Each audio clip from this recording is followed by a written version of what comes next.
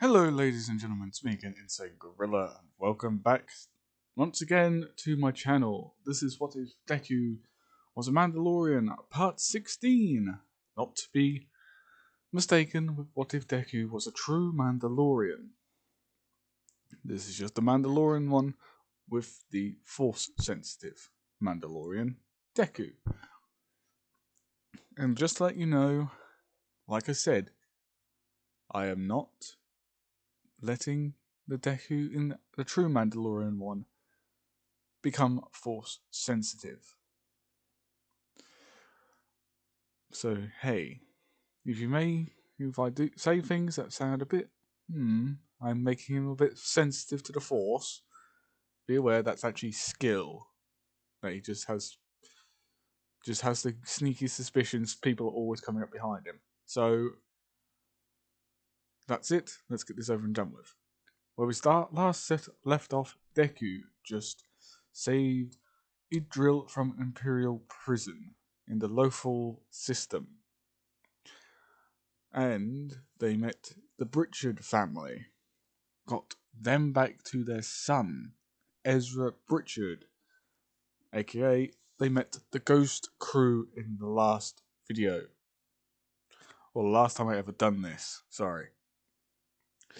So, this is where we truly do leave off, with Idril and Deku, with the others flying in the ship, with Idril walking up beside him, saying, "Thank you, Izuku, for, well, can I really call you Izuku or Mandalore?" With Izuku just saying, "Well, when we're in private, you can call me Izuku. When we're in front of others, call me Revan. I'm still Mandalore."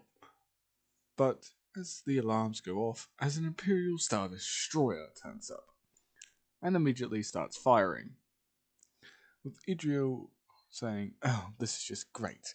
I get out of an Imperial prison, for one, by the love of my life, and now we're in space, we're going to get shot down by an Imperial Star Destroyer.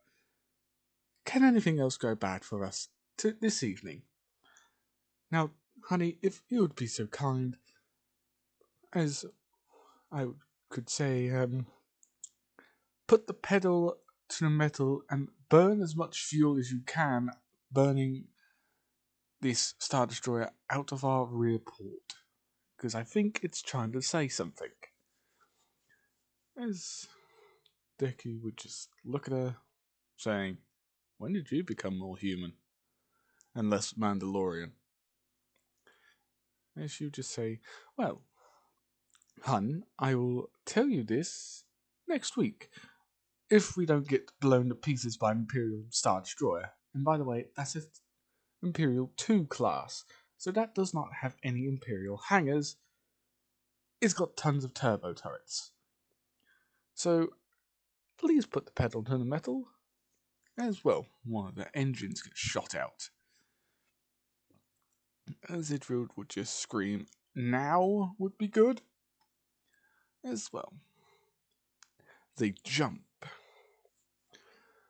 As well, a small sigh of relief as they come towards a station named 276, the Carillion Blockade Distributee, or Distributor, whatever. It's a name I just came up with. As well, Idril and Deku, along with Emily and her 2 adoptive children, all get off, with Deku just saying, "Well, that was fun. Not. Let's find a new ship before that Imperial Star Destroyer picks up our very smoky trails. Emily, I've got enough credits here for you guys to buy yourself a ship. I want us to split up." With Emily actually bartering, saying, "You want us to split up right now, so we could all get picked off a few minutes later by that Imperial Star Destroyer?" Revan, you're good. And by all accounts, you're really good. You're one of the strongest I've ever seen in the Force, considering my family. And I know we're step siblings, but step siblings. It still doesn't mean I don't like this plan. Because we could get picked off by that Imperial Star Destroyer at any time. As Deku would just say, I know, but here's the coordinates for Earth. I want you to meet us there. We're taking as many jumps as we can to truly throw off that Imperial Star Destroyer. Because I don't know anything about them from the inside, so they could be tracking us through hyperspace. God hopes that they are not. As they spend a few hours wandering around, looking at absolutely everything and anything. Eventually, Emily and her two sons that she adopted get a freighter that carries enough cargo, space, and living space for 3 people, and enough cargo space for, a small settlement. As they take off, after paying, of course, Deku settles for a T-98B cargo runner. Only has 2 crewmate quarters, 1 crewmate quarter, and 1 cockpit, but a ton of cargo space along with a, droid repair station. As Deku finds some old droid parts as they take off. As Idril would walk over to him, as she would see him working on a droid. But not just 1 droid, it's 3. And she sort of nudges him with a hip as he would stop what he's doing. As he was about to say, "Can I help you out with anything, Idril?" As she grabs his hands, saying, "Before you ask, there's something I want to do." As she drags him off to the crewmate quarters. And in the words of Devurious Tucker from Red vs. Blues, bow chitty wow wow, as he would usually say. As they head to the quarters. As Idril passes Deku a notepad and says, "Read the Mandalorian code from the beginning." As Deku would just throw it out the door and lock the door. As he would just say, "I can remember the entire code off my heart." As you, from outside, you could hear nothing but giggles, laughter, moans, and everything else. And the mask stayed on. If you get that reference, then goddamn, you're a true Destiny fan. I meant to say that, sorry. As after a few good hours, they finally get confirmation over the Navi computer that they are approaching their target.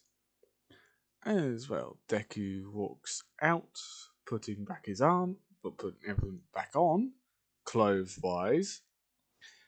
He goes to the cockpit and sees, as soon as they come out of hyperspace, the entire fleet of the Earth Defense Force, or Alliance Navy. They will be joining the Rebel Alliance, but they will also be part of the Mandalorian alliance. Mandalorians too. You know what? Scratch that. They're only going to be part of the Mandalorians because the rebels didn't really help them out much. Yes, they helped them out during the battle for Earth, but not as much as the Mandos did. So they're going to be more kind to work with the Mandalorians than anything else. Especially over the last few times that Deku turned up with the Mandalorians and showed all for one how to truly wield a lightsaber. If you ever watched that episode. Anyway, with the fleet being, well, heading towards Earth, Nezuko gets contacted by the lead ship, saying, unidentified vessel. Squawk ident and proceed straight to Earth space dock, or you will be fired upon. As Deku would send a word saying, Lieutenant Katsuki Bakugo can vouch for us as friends. As, well, they hear a voice saying, this is Grand Admiral Hackett. This is Admiral Hackett of the Alliance of the Earth Defense Fleet. Acknowledged. I have sent the details to this Katsuki Bakugo, and he has confirmed who you are. Welcome to Earth.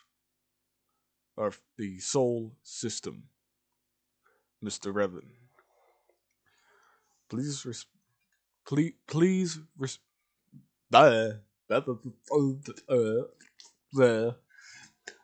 I'm sorry about that, but words tonight.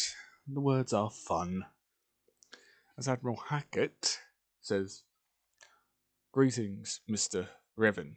Please proceed to Earth Space Dock B-92 for immediate, screening and immediate searches. It's all part of protocol. As well, Deku says he'll be there in 20 minutes as he flies at a sensible cruising speed as he passes all of the fleet. As well, he feels some very, very, very fluffy stuff on his back as he looks out the window saying, hello Earth, my old friend. Treating the Mandalorians well? I hope so. But you find a way to screw everybody over. As he'll just, as I said, lean his head back as he'll say, just look up saying, Idril, is there a reason why you're not wearing much still? Don't tell me you're still feeling rousy. As she would smirk, as she would lean his head back even further, as she would then take off the mask and, full on kiss him on the lips. As she would say, now, we can't just be all work and no play. Prison obviously has changed me a bit, but I'm still the warrior girl in heart. As Deku just says, yeah, and we're about to land in Earth Space Dock. I don't think Katsuki Bakugo wants to see you naked. As well, she walks away as she tells Izuku to look at her quickly, as she sort of flashes him saying, whenever you're ready. As she goes to get changed, or she'll say dressed, with Katsuki Bakugo tapping his finger and his foot as the ship lands, as Deku walks out. As he just opens the conversation with Bakugo. As Bakugo just still taps his finger and foot, saying, what the hell took you so long? Your stepsister made it here faster than you did. What happened? Got held up by a Star Destroyer or something? As they would talk, and Deku confirming all of his story, with a Mandalorian then turning up, saying, "Excuse me, Kotsuki Bakugo, but the men and I are getting restless. When can we go back and face the Empire?" As the attaché for the Mandalorian and Earth Defense Force Alliance, we have to do things through protocol. At the moment, protocol dictates that we need to fully rearm and restore your ships, minus the one that got, destroyed. Anyway, I hope you all realize how good we are at our jobs. Anyway, Mr. Revan, I believe someone on Earth wishes to speak with you. Head to the UA system, UA departments. Somebody there will meet you. As his Mandalorian would look and say, Darth Revan? From the stories? As well, Revan would actually, or Deku, as we know him as, would leave, heading straight for the surface. Okay, sorry about that, ladies and gentlemen. Just needed to make sure I was actually recording. And I'm glad that I still was, because I would have been pissed if I wasn't.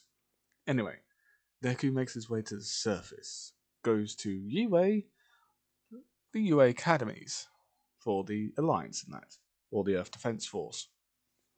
With him spotting a Mandalorian woman with green hair and red armor.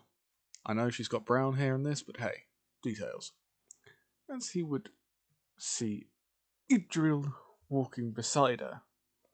As those two appear to be laughing, Deku quickly takes cover behind a tree, although he's wearing a cape and what sort of a dress.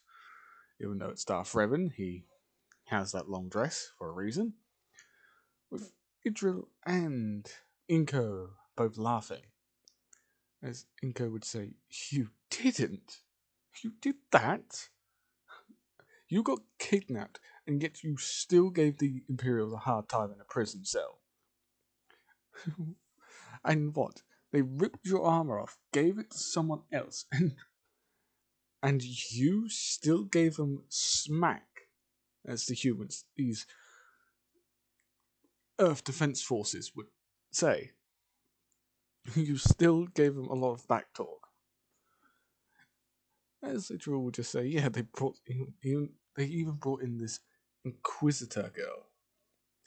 And when I saw this this Revan guy, he was like a thunderstorm with her.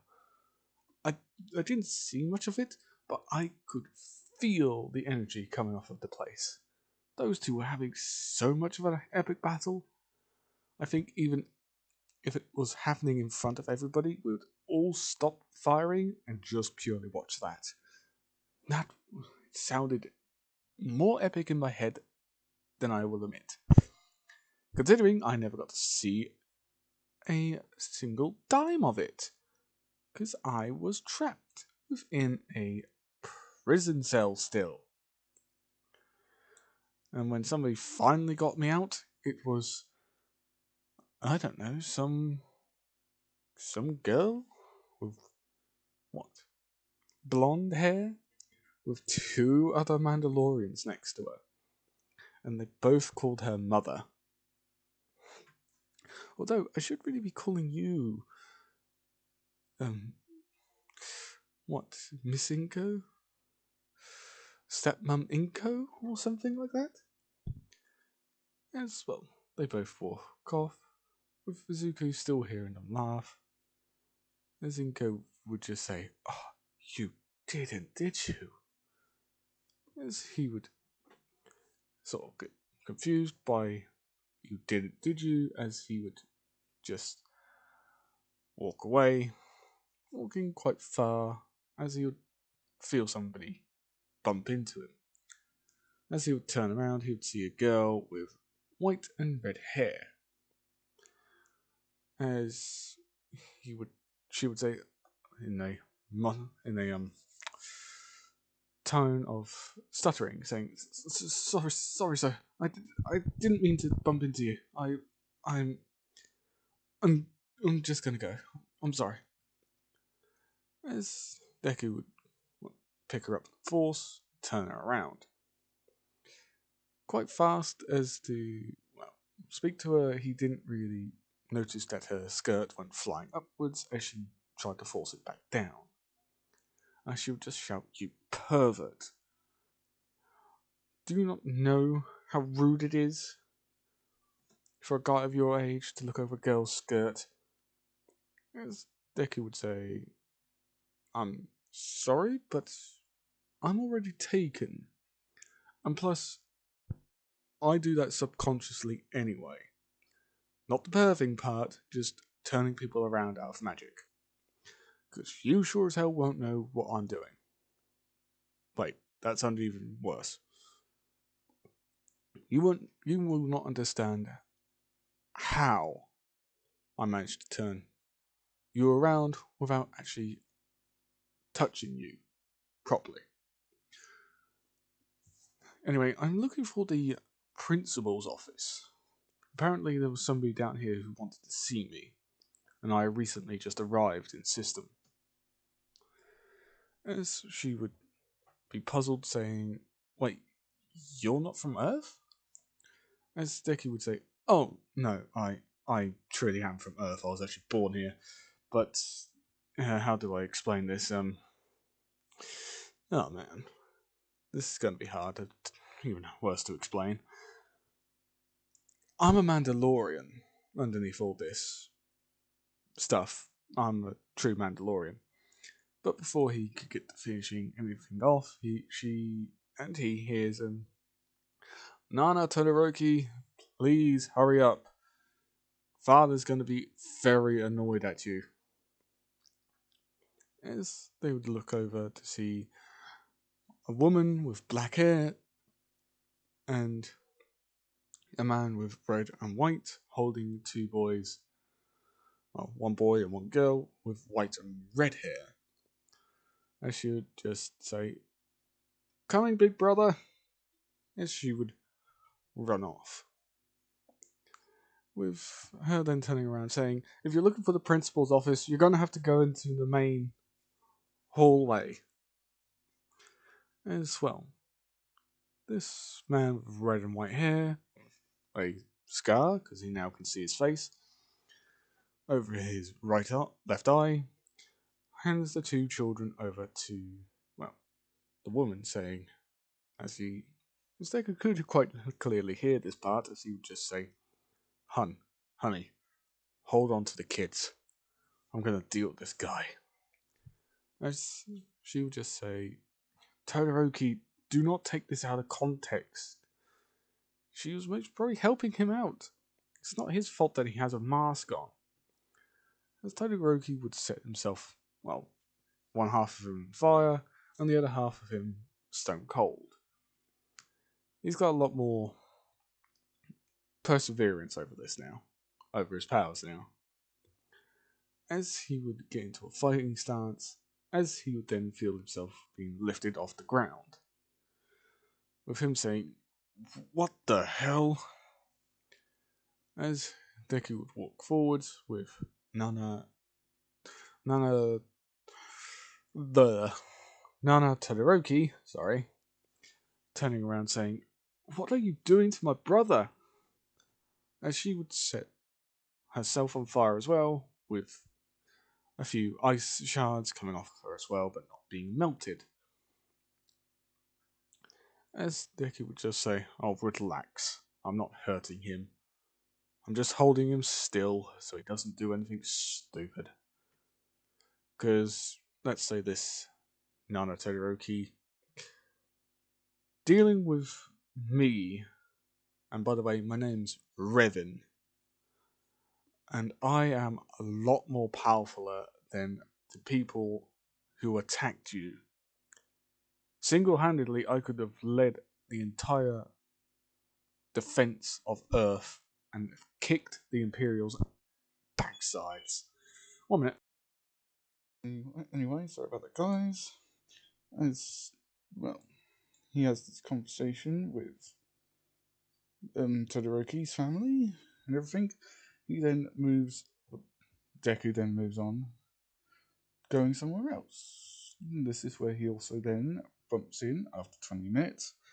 Bumps into Bakugo and his family, with him actually putting a cap on top of his daughter's head.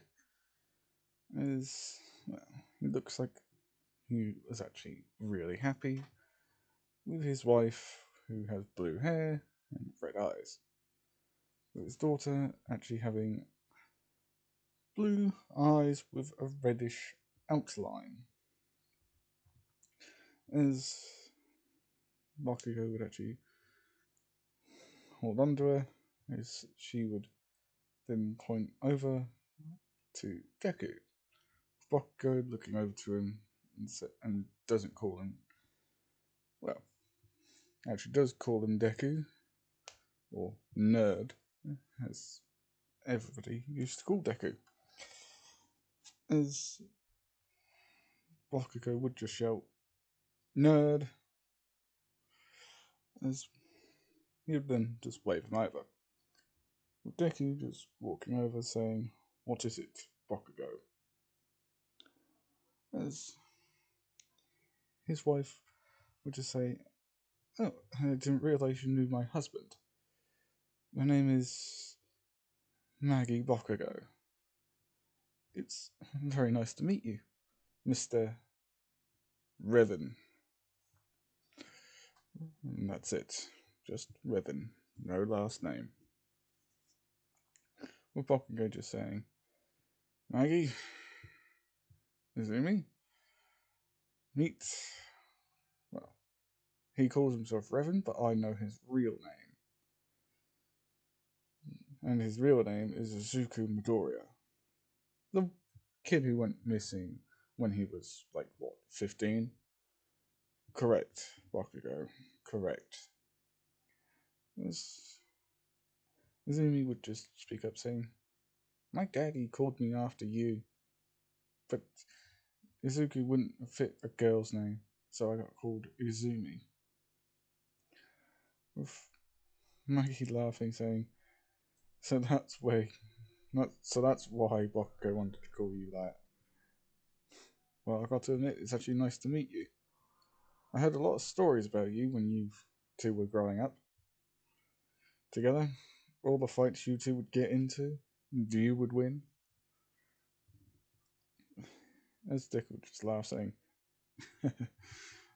believe me, ma'am, he won a few of the fights and all. Besides, it's not like as he gets, punched by a Mandalorian. As Dick would get up and say, you dare strike me. Out provocation.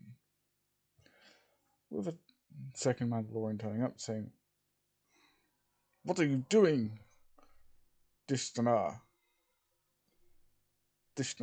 If you do this, the Mandalore will kill you. He has a lot more strength than you. As Dun Kata just says, or Dun Stada just says, silence, old man. This morsel is no threat to us. We are Mandalorians. We do not fail. And I initiate the Ranambanhara. If you're a true Mandalorian, you will accept it and face your death well. With Deku just saying, the Ranambanhara. Fine. I will do this Ranambanhara. But I do not hear you being called Mandalore. But I was the Mandalore, and still am him. As this Mandalorian would just say, you're no Mandalorian. You're just an upwash usurper. A false idol that just wants to be acknowledged. Typical scum of the galaxy. You're something that you are not. Jin Kadar. Seriously, Jin Kadar. You've just insulted someone who fought the Empire tooth and nail alongside us. I wasn't there, so I don't even believe your stories. That's because you are nothing but a mere cup. You were nothing but an infant at the time, so of course you wouldn't remember. But it still doesn't mean that I didn't teach you our ways about respecting the Mandalore. Or are you that weak in will that you must fight someone else to make it seem like you know our ways? Jin Kadar is your name, right? Yeah, and what is it to you, falsy? My name is Revan. I'm sure you've heard of that. As well, he tells him exactly who Revan is, as they do to Jin Kadar, or the Rangan Hara. And the Mandalorian loses. As eventually, after 2 days, he heads off to the prison cells. And before he gets in, he hears, well, a woman shouting, saying, "So you kidnapped me on that world, on... Oh, I don't know. Umbara, just so you could, I don't know, sneak in, trick my lover into believing you were me just to get information. Where is the Imperial bestie, huh? In a prison cell."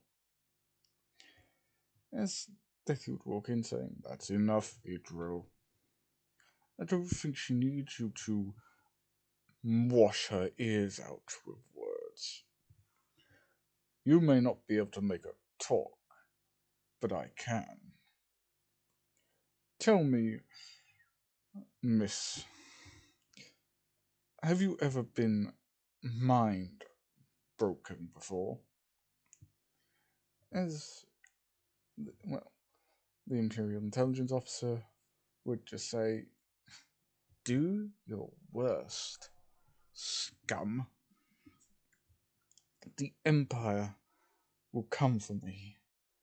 I have a little tracker inside my blood system, and I can also send a signal through that.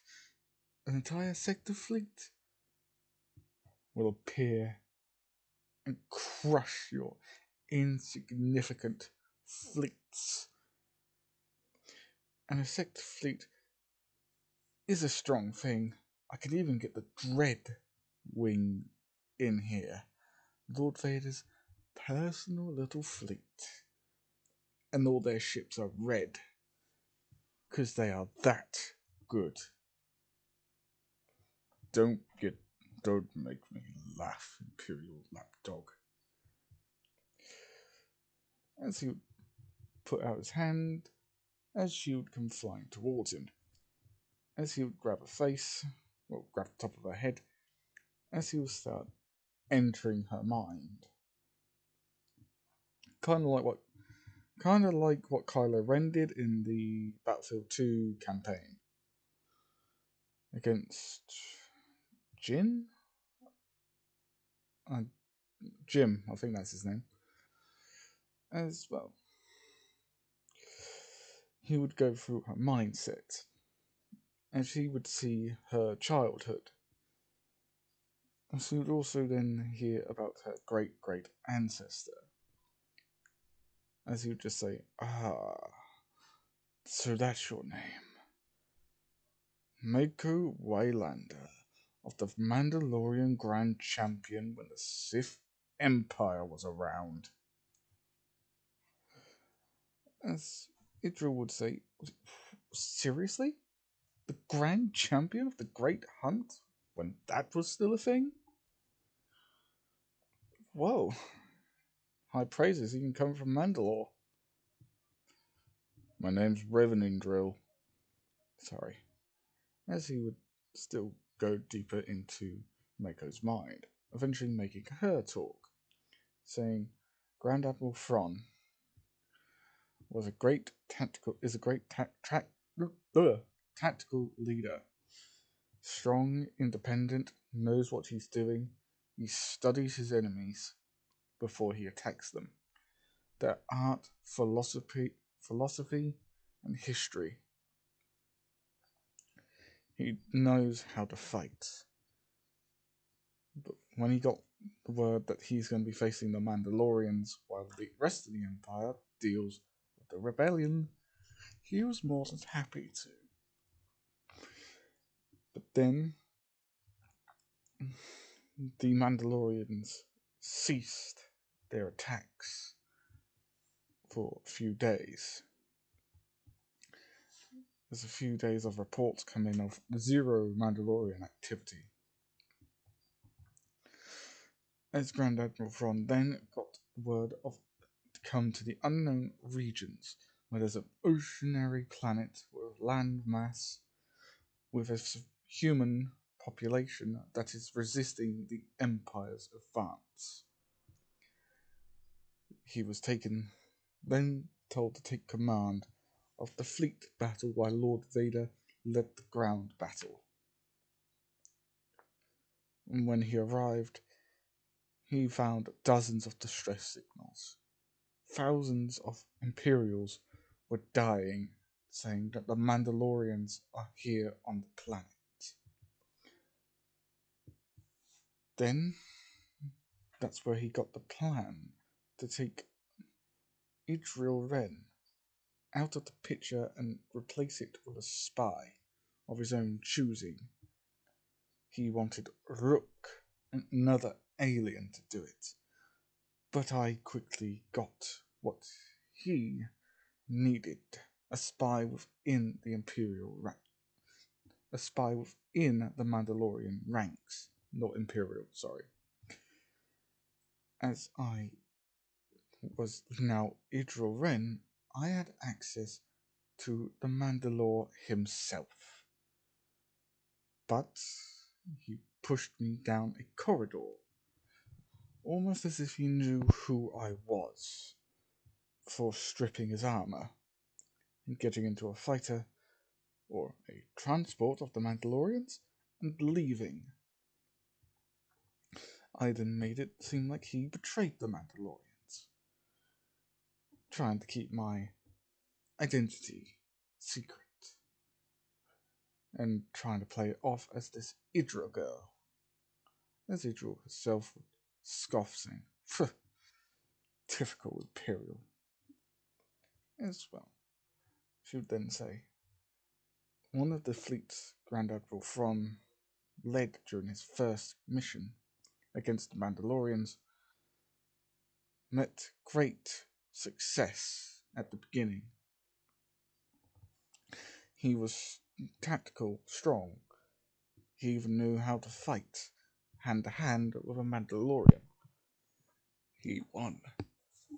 And yet, when the Empire told him that there was a fleet, 2 ships of Mandalorians, filled to the brim, Grand Admiral Thrawn was given the task of making sure that scum doesn't reach any other, reach any other Mandalorians.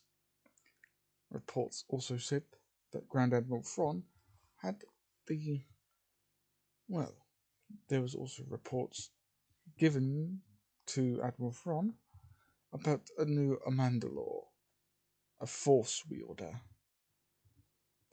one who was a Mandalorian and a descendant of Tar Vizsla, the first Mandalorian to ever become a Jedi. And of course, Grand Admiral Thrawn knew what that meant. When there's one Mandalorian Jedi, it doesn't take long for that number to duplicate. So he stayed alert for any other Mandalorian children who seemed to be force sensitive, because then he would know that they would be the Mandalor's children themselves. So he set out, made sure that every place he visited with Mandalorians, whether it be old or not, was and their houses were razed to the ground after executing them. That's when he got the word of the two ships. He jumped at the chance. The information was given to him by myself. I wasn't under the guiles of Idril Ren at the time, but I got the information through torture of another Mandalorian. I managed to find him, capture him, then kill him. I believe he was Alex Midoriya. As Bokko would walk in, saying, "I'm sorry to disturb your little chit-chat. Inko, you may enter, because we both have something to say." Agreed, Bakugo. Revan, right? As Deku would just say, "That's me." As he would say, well, as Bakugo would say, "Right, Revan. I know this is going to be annoying, but we've found something. Imperial intelligence has been disbanded, so our intel is no longer good. The Imperials have completely destroyed Imperial intelligence, apparently. Don't ask us how we know that, just know that we know that it's true. The Imperial Security Bureau has truly taken over every single operation and have burned all, and I mean all, of their agents in the field. She no longer has a job.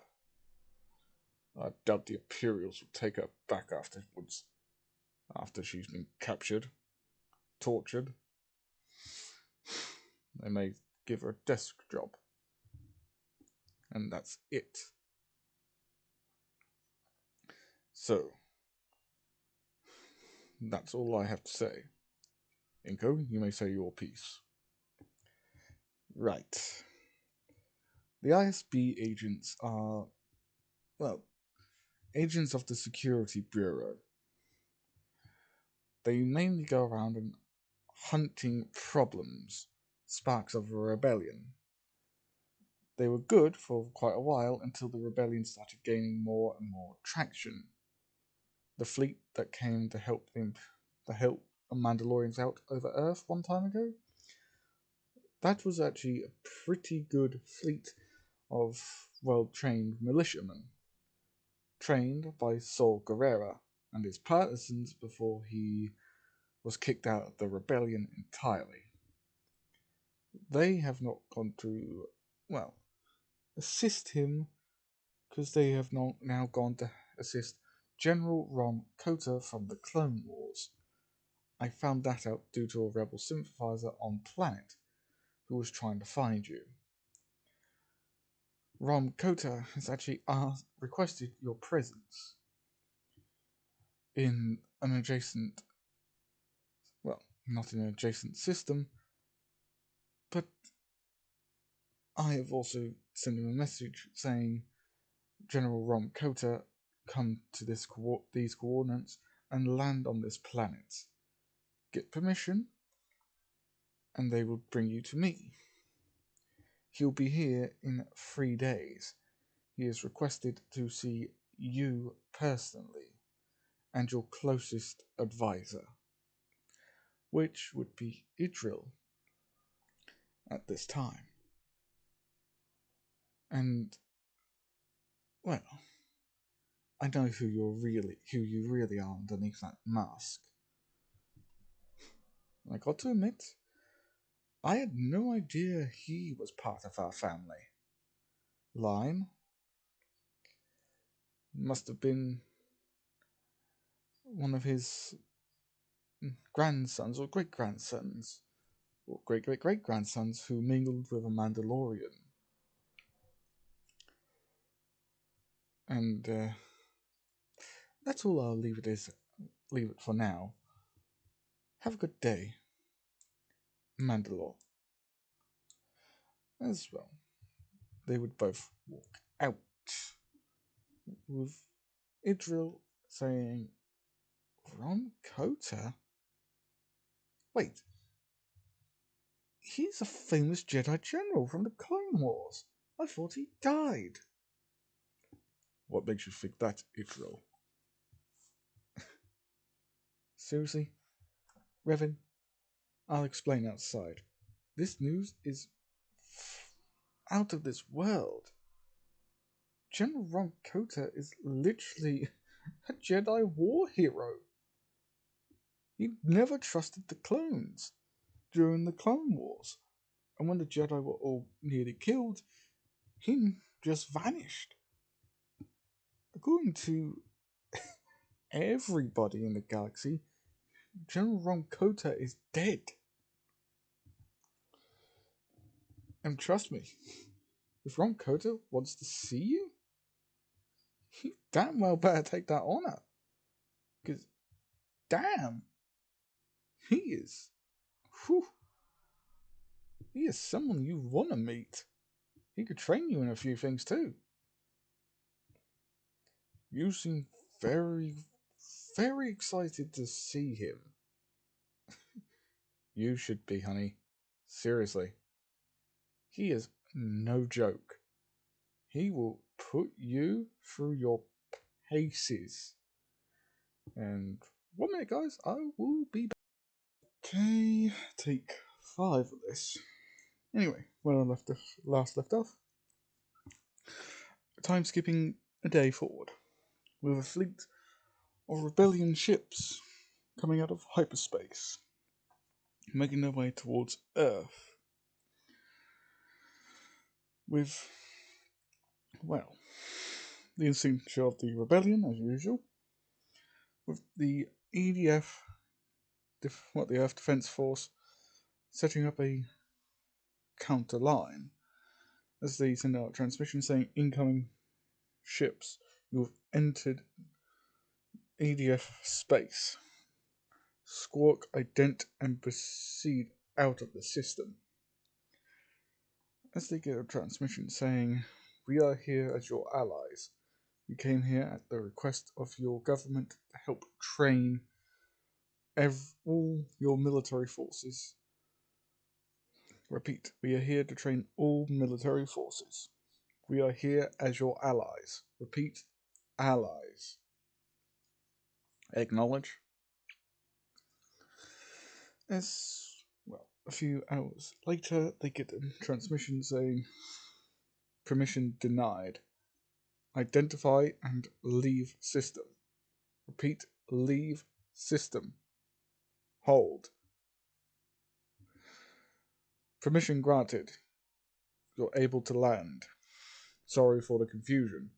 Welcome to Earth. Welcome to the Sol System. Please enjoy your stay and do not cause too much trouble. We already have enough of them already." As well, they would, as the rebel transports would fly down to the surface, they would see, well, before they entered the atmosphere, they would see the Howitzer Star Destroyers with the logos of the Mandalorians. As one of the rebels would say, "The Mandalorians? Weren't there 4 ships that were giving the Empire extreme trouble?" "Yeah, there were. Looks like there's only 3 of them now." "Damn. All 3 look like they've been torn up pretty bad." "Those ships had a good run. Don't mock them." "Sir? Don't mock them. They did pretty well for their age. They aged very well, but it looks like the Mandalorians upgraded them a lot. Anyway, let's get down to the surface. Yes, Captain. As well, Azuku's actually walking around the city, still wearing his stuff, meeting all the various Mandalorians that still challenge him, but he beats them. In one of them, they both see, well, 22 of these have Republic gunships, model G GAT, or Galactic Assault Transport. I think that's self-explanatory. As well, all 20 of them fly in one direction, with Izuku finishing off another Aranam Benhara. As they all just, well, Deku runs towards where they were going. With Idril seeing this, as she would run as well. As well, they would get to a very, very big open area, as they would watch the all 20 transports do a circling motion, making sure it's all okay. As well, a few dozen military personnel also turn up, as Deku would quickly walk over to him, saying, Where's Lieutenant Bakugo? This is a meeting between me and the advisor for the Mandalorians and my second in command. Go get him. This is a meeting between all three of us and the leader of their military force, of this military force. Believe me, he's a friend, and I can sense it, that he's friendly. Go get Bakugo now. They would nod and all run off. Deku would then walk back up to Idril, as he would just shrug as well. All of them start to land. All of them start landing with, well, not so much of a thud, more like a little tong going off. And I can't make the gunship noises of landing, so don't expect me to.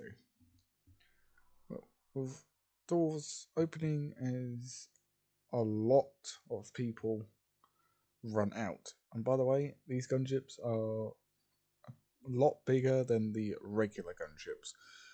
The regular gunships could hold around about 14 people, plus 2 Jedi. These can hold up to like 25, so there's a lot of people in them. As well, with all the doors open, as well, these guys come running out. With some of them saying, secure the area, make sure it's all secured. Tell the general we're ready when everything is secured. Great barricades. As they would just create everything, like quickly dig out little trenches so they can all get into. As well, they expect a counterattack or some sort of training exercise.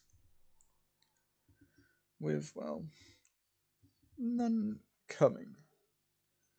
There's a lot of the men start getting antsy because they are so used to being directly fired upon. As some of them say, we're on the Imperials. With them getting cut off by saying, we're not here to fight. We're here to train these people. General Kota. Sir. Patience, men. Patience. As he closed his eyes, as he would then just shout, I know you're there, boy. Come on out. You too, lady. General Kota, I take it. That's me. Damn, this guy still hasn't lost his edge. I don't take kindly to being mocked, young one. Watch what you say next, Kota. Or what are you gonna do, boy? You can't hold up against the Jedi. I've fought a few Jedi myself. In training. Ah, have you now? Were those Jedi younglings, or just people who thought they were Jedi, just because they were holding a lightsaber? Well, they were Jedi.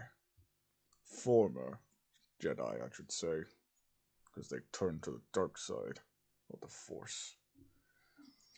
Ah, so you fought a few of us. Whoop-de-doo. You haven't fought a Jedi Master. Even I could sense that bluff. I don't need the Force to sense that bluff. Oh? You really think so? Oh boy.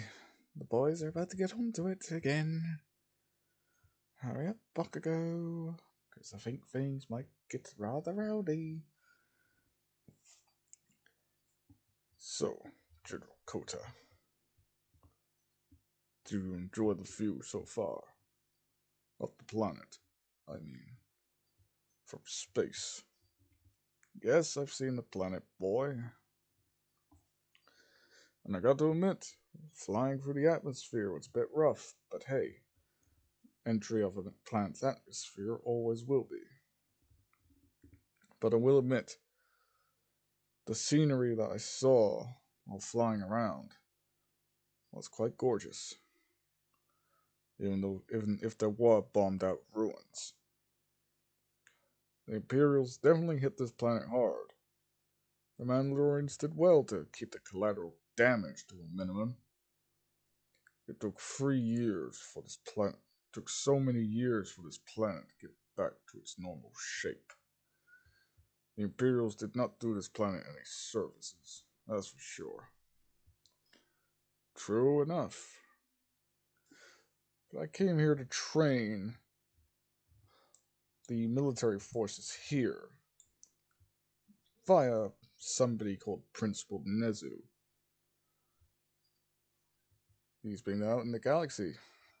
He's been exploring. I don't know how he found me, but hey, details.